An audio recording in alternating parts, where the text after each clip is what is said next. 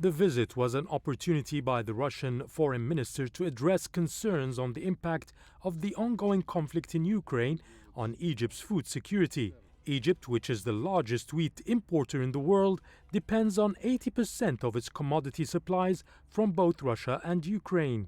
The crisis had its impact on our food security and energy.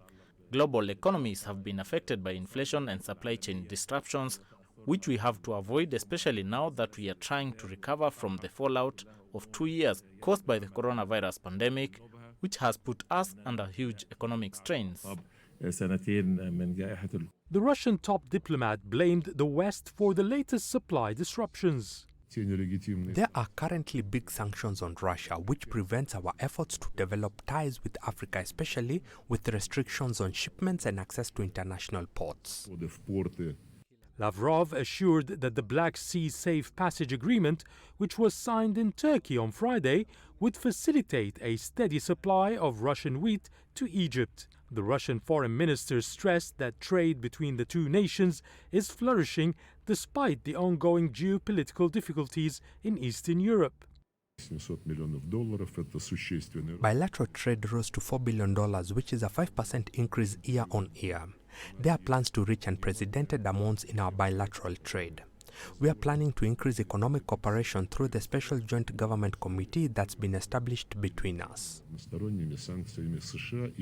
Moscow is seeking more presence in developing countries like Egypt to counter Western influence, and some in the business community support this stance.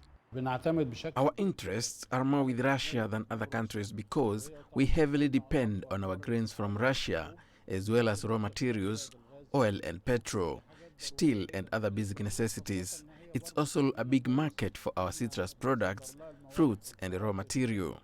Cairo says it is adamant to maintain strong ties with the Eastern European nation.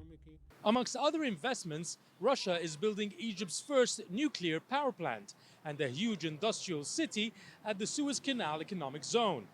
In addition to these, Russia is the major tourist market for Egypt.